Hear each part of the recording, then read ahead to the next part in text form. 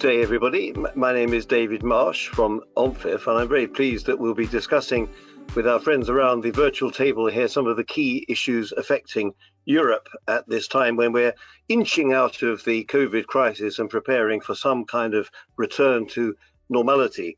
And we'll be discussing three sets of big questions here with Alessandra Perrazzelli, who is Deputy Governor of the Banca d'Italia.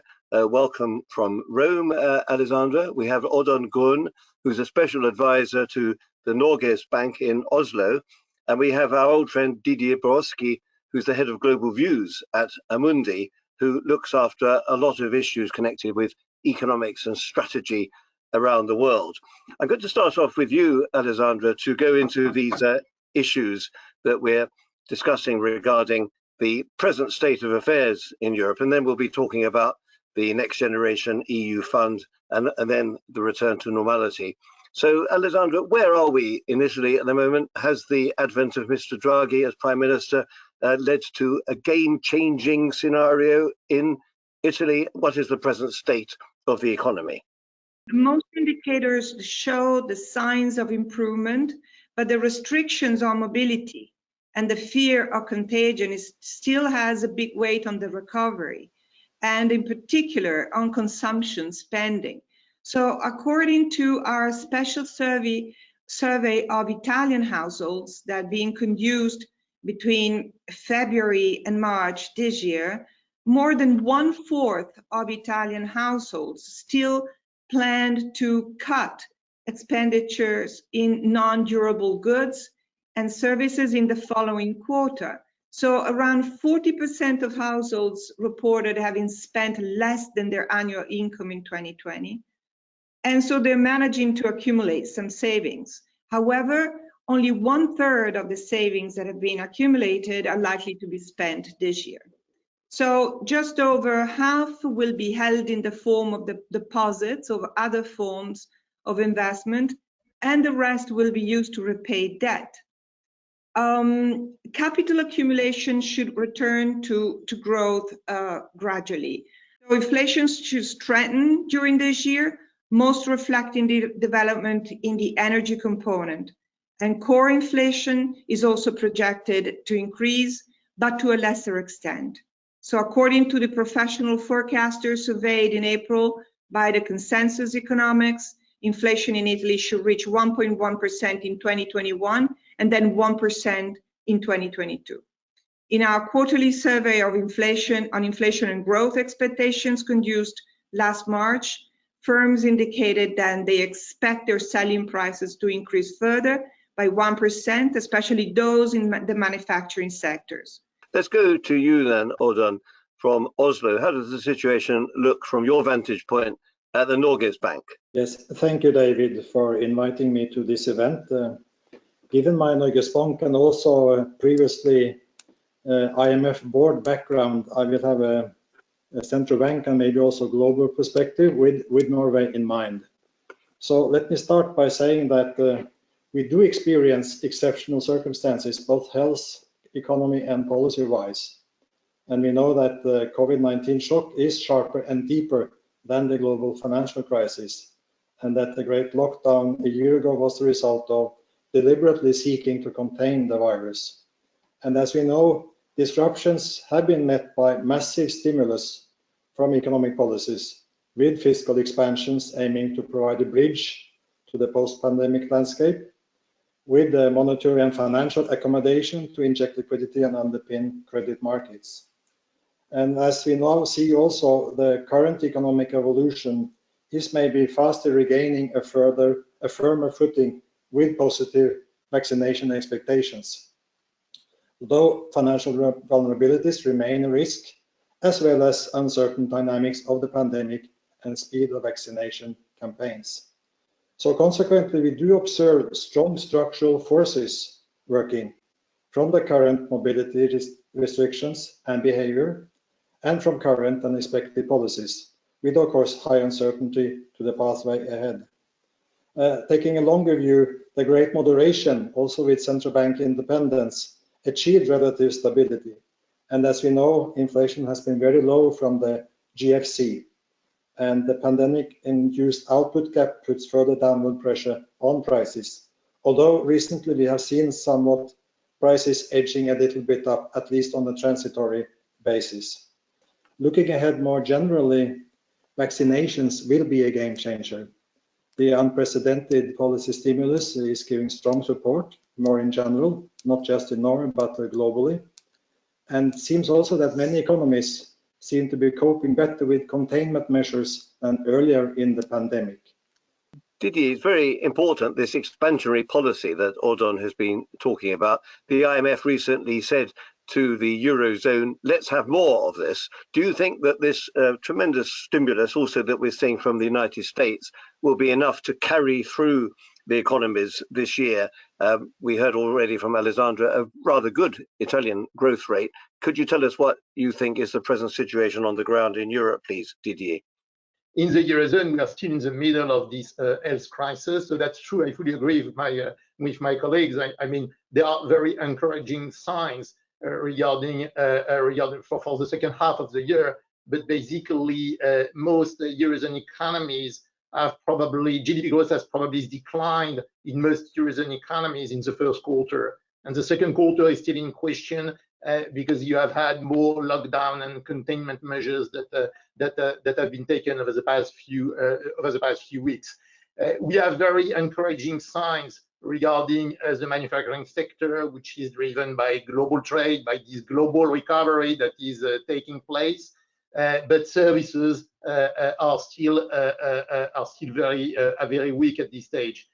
Basically, I fully agree with the fact that we still have risks in this scenario, and that's why the policy mix, both fiscal and monetary policies, need to be still very accommodating. Just want to give you one number. We expect GDP to return to its pre-COVID level in the United States in the second quarter of this year, while in the Eurozone, on average, it won't occur probably before the end of 2022, and in certain Eurozone economies, early 2023. My point is that there is a very important cyclical lag between Europe and the United States, and Europe and China, obviously. And clearly, fiscal policy could be further mobilized if GDP growth remains weak in the short term in order to support the recovery. Thank you, Didier. Let's go to you, Alessandra, to talk about the Next Generation EU fund. As Didier says, this will be really a question for coming years, but a lot of work has to go on in Italy and other countries to make sure that the projects are ready and that when the borrowing starts by the EU, I'm pretty confident it will go ahead this summer. The Constitutional Court in Karlsruhe, I think, will probably be overruled on this issue regarding its objections. It's very important that Italy actually spends that money wisely. You've got a new prime minister, you've got a new finance minister. How confident are that this will be a game changer for Italy, Alessandra?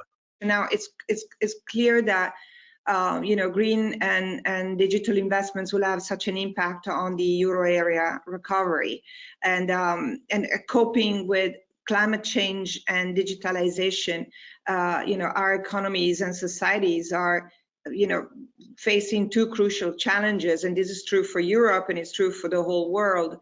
This is clearly reflected in this multi-annual financial framework and the Next Generation in the EU, which is a temporary instrument, but such an important instrument designed to boost the recovery of Europe. Almost 90% of the Next Generation EU resources will be challenged through the Recovery and Resilience Facility, this RRF. Next Generation is a temporary program, but it is, it may represent an important first step. For the first time, the EU finances national investment and reform programs of common interest, and through the issuance of common debt. I mean, this debt will be in turn be gradually redeemed also by introducing new E-level revenue resources. So if the Next Generation EU succeeds, it can serve as a blueprint for a permanent common fiscal capacity to protect our economies from adverse macroeconomic shocks and, you know, as a we'll say as a byproduct, foster the integration of the European financial system through the provision of a EU-wide safe asset. Concerning the revenue side of the budget, a new national contribution based on non-recycled plastic packaging waste has been introduced, and other revenue sources, like including the carbon border adjustment mechanism and the expansion of the scope of the EU emission trading system, will be proposed by the European Commission. So these environmentally friendly revenues should also contribute to repay the next generation EU debt. Yeah, I see. Well, that's very impressive. Just very briefly, Alessandra, does it worry you that, impressive although these figures are, they're a long way behind the United States, or is that really not a big question, because the main thing is that Europe is moving ahead? I think the big issue, as you say, David, is that Europe is moving ahead. And is doing this also, you know, financing for the first time, you know, investment direct into the member states. I think this is one major step towards even more integration, and we welcome that. Good, and it will be this new European safe asset. That's very important. Audun, looking at it from the point of view of the Norges Bank, Norway, after all, is one of the biggest creditors in Europe. I mean, how does this look to you? Because if there's going to be a new safe asset which will be released by the European Union, that might be something that the Norges Bank and also your sovereign fund will be investing in. How does the whole question of the Next Generation EU fund look to you from your vantage point in Oslo? When we now move from the COVID crisis management to, should I say, sustainable recovery policies, we also see more generally maybe a rebalancing of focus from efficiency to resilience regarding trade. We have also observed an acceleration of the greening push, and this sustainability focus, long-term investments, including then from the next generation, and sustainable finance to help the transition to low carbon economy, is part of a global push, including with the advocacy from the IMF and also now from the G20 to support a reset, as we know, to a more greener, smarter, and more inclusive economy, with the EU being among the front runners. Generally, I would strongly emphasize that while macro policies are of the essence, they should be complemented by a systemic set of structural reforms to boost productivity, increase confidence, and remove obstacles to the momentum created by the protected accommodation. And as far as you know, Audun, does that plan that we have now from the EU, does that actually give enough incentive to do those structural reforms that you're very keen on? I hope it will provide impetus to that kind of those kinds of structural reforms, which are urgently needed, as we all know, in Europe, to make the economies more flexible and dynamic. And then also coming back to the sovereign wealth fund and maybe more the investment issues, let me point out also that we should be aware of risks. I mean, from two perspectives. First, as also our sovereign wealth fund is doing, guard against longer term climate related risks. They are affecting the macroeconomy in the countries we invest in. They are affecting the financial system and its stability, as well as directly the financial investments. And we do have responsible investments, as we call it, to take opportunities on new investment opportunities, but also to guard against, should I say, non-sustainable business models. But secondly, we should also stay alert to emerging risks, possibly as part of the upcoming structural transformation. Financial risks related to investments in new technologies may also be high. On the plans for the colossal borrowing program by the EU, it looks as though that will be going ahead now. It'll be ratified in all the different countries, we would hope, by in the next few weeks. How confident are you that this will actually be a new safe asset for the world investment community on the world markets, that it will give a boost to the role of the euro internationally, something that you personally have spoken out in favor of for many years? Are we about to reach this nirvana, Didier?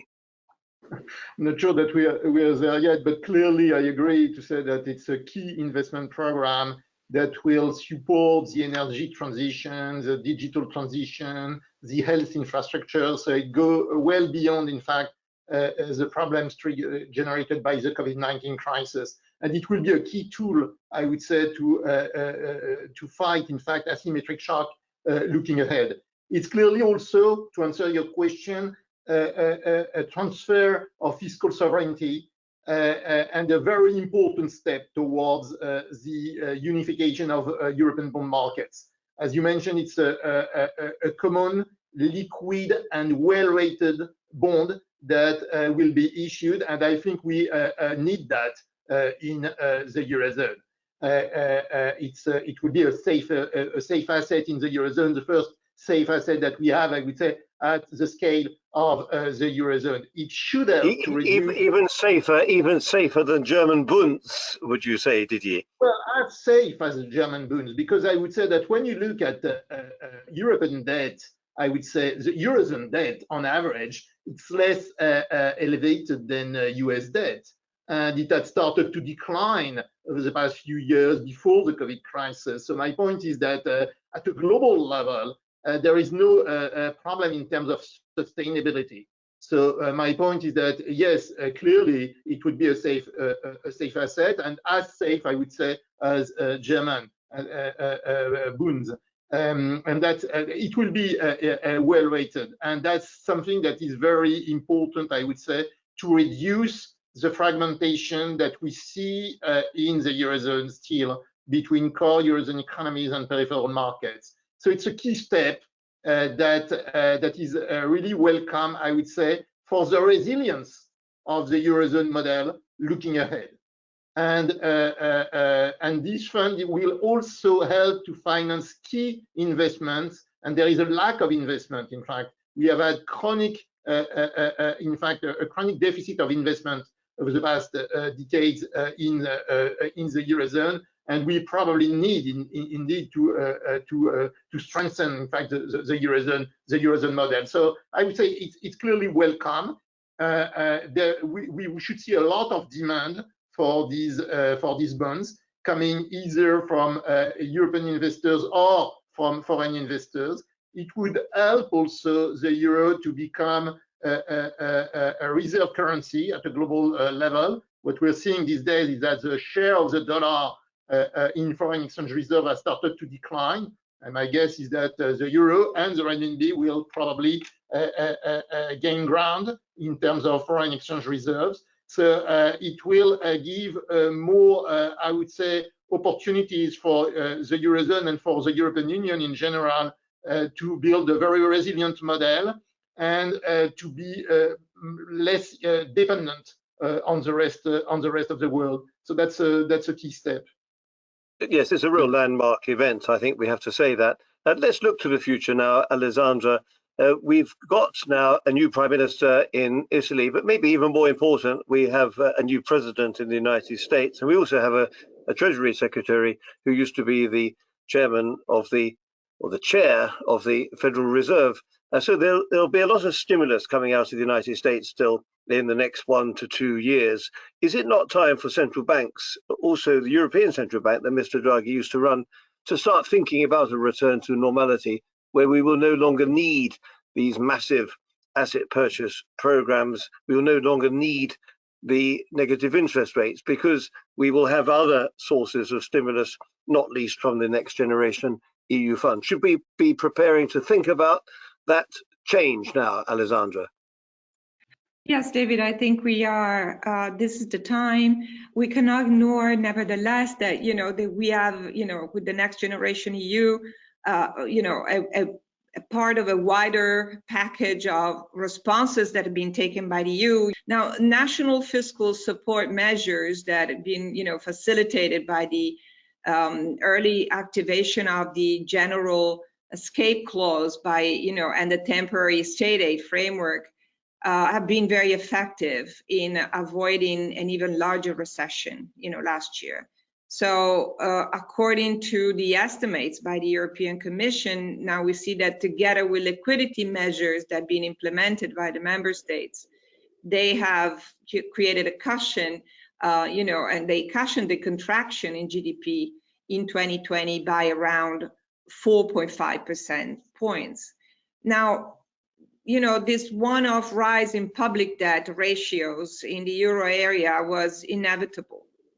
And it is partly a mechanical effect of the recession and partly due to a justified policy response. So fiscal as well as monetary policies have preserved the productive capacity of our continent and avoided a financial meltdown, which in the end would also have raised public debts even further. And the future, the return to normality? Well, for us, as far as Italy is concerned, the fiscal policy reaction has been very timely, has targeted correctly, the most hit firms and individuals. So, and has been temporary in accordance with the nature of the shock. So I think that in these current circumstances, it remains very, very important to keep providing economic and financial relief to households and firms. It's, however, very important that public money is spent with a vision that goes beyond the short term, recognizing the key role of public investments in infrastructures, including green and digital ones, and in human capital, very important, and in research and development for achieving a path of sustained and sustainable growth. Well, also that is getting a lot of support from the International Monetary Fund, isn't it? Which is very important. But just one last question about the central bank, about the PEPP, the Pandemic Emergency Purchase Program. Do you think that that will actually come to an end as planned at the end of March? Well, this is an issue where I think we need to be extremely clear that has to be monitored, against the development of the pandemic and how the curve is going to go and how the vaccination plans are put, forward throughout Europe. I mean, this is a global issue. It's not just, the pandemic doesn't stop at, on the borders. Good. Well, good luck anyway in Italy. Mr. Draghi, as Prime Minister, seems to be introducing a vaccination program with a certain degree of military discipline, which is badly needed, I'm sure. So, Audun, as a central banker from Oslo, the frozen north, do you want these asset purchase programs to be phased out because they do, in some ways, distort markets? What is your view about the return to normality by central banks? On your first part of the question, I think the ECB is best suited to take those considerations. Looking more from the outside, maybe I can say that the pandemic has shown that issues are interconnected, decisiveness is important, and we also need policy coordination among various policy dimensions. We also, coming back to normality, we know that now in the meantime, the necessary pandemic policy response with exceptionally high fiscal deficits have raised public sector debt substantially. So consequently, we need to be alert to potential debt risks looking ahead. And historically, we know that debt problems have been solved by either growth or inflation or debt restructuring or relief. Looking at the indicators for normalization, as Alessandra also alluded to, there is key to monitor the race between virus evolution and vaccination progress, also then accentuated by virus mutations, aside from, of course, traditional economic capacity indicators, inflation expectations, and confidence indicators. If we look at the policy indications, of course, the global consensus is no mature withdrawal, but also to maintain and restore medium-term debt sustainability. In Norway, at the Norges Bank's March monetary policy report, the executive board, or rather the Monetary Policy and Financial Stability Committee, which is due from last year, kept the policy rate at 0% at its meeting in mid-March. And in the March committee's assessment and of the outlook of balance of risks, they said that at that time that the policy rate would most likely be raised in the latter half of 2021. Overall, we should have a balanced, comprehensive approach. Central banks cannot do everything. We are not the only game in town, and also we should be careful to step into the political field. Of course, I would hate it. I would hate it if the Norges Bank ever were to have an approach which was not balanced and comprehensive. That would be the end of the world, I think. I must ask you one last question, Audun, since you talked about the 4 different ways that we could get out of this debt problem: growth, inflation, restructuring, or relief. It's like the 4 horsemen of the apocalypse. Which of those 4 will we see? Or maybe we'll see all 4 of them in different ways. A short answer, please. Short answer, we may see the 4 horsemen. Of course, growth is the benign scenario. Inflation, central banks do not like that scenario. Debt restructuring have many issues related to it regarding future market access and so on. We may see, unlikely I would guess, see more a combination of these scenarios. And compared to, maybe if we have a lacking growth ahead, and if that problems cause too much chaos, maybe inflation is not the worst alternative. But of course, we start. Okay, well, a bit of everything, maybe. Well, so this is like a potpourri for you, Didier. The 4 horsemen, or we should say today, the 4 horsewomen of the apocalypse. Which of those 4 are we going to see in the future, Didier? And then more generally, could you just paint a picture of Europe in the next 3 to 5 years for us, please? Yes, basically, I don't believe that in the current environment, debt sustainability is really a problem. So if we have stronger growth as a result of this next generation EU, if at the same time we experience more inflation but related to more growth, that's not a big problem. It will take time to deleverage at a global level, and in particular in the Eurozone. And that's why, in fact, it's very crucial to adopt measures that will help economies to restore their growth potential and to boost potential growth. So investment is key in this against this backdrop. So it's very important for the Eurozone to build a model of more inclusive growth to continue to be independent from the rest of the world. So the sovereignty, for instance, of Europe is a key thematic, the independence, the sovereignty, and the fact that some reshoring of certain value chains is probably something which is important for the independence of Europe looking ahead. It's going to be a complex world.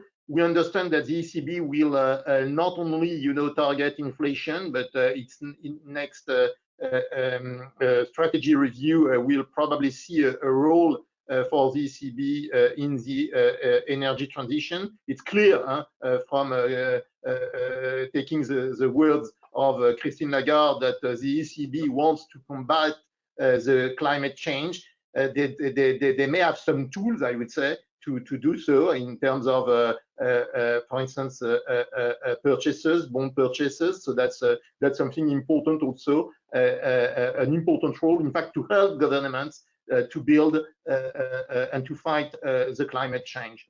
So looking ahead, I would say the priority for our governments and for central banks would be to build a sustainable recovery and to strengthen potential growth and to boost investment. And as a result of that, public debt would become sustainable in the medium to long run. And just a couple of final questions for you, Didier. Will the PEPP be extended beyond March next year? To be very clear, I don't know. I believe that if we are right in our assumption, it should not, because at the end of the day, we expect the health crisis to end by the end of the year. So basically, or to be under control. So basically, the PEPP needs to be and to remain very flexible in both ways.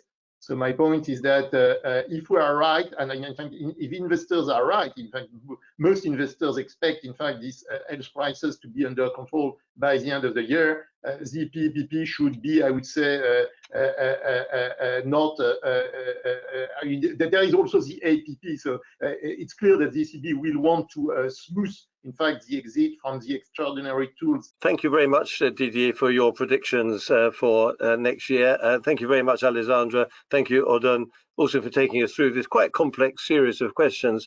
We look forward to engaging with you again on all these issues as we make further progress. So this is David Marsh from OMFIF saying goodbye, everybody. Thank you for watching, and looking forward to keeping up with you as we go forward with Amundi and Global Views. Goodbye for now.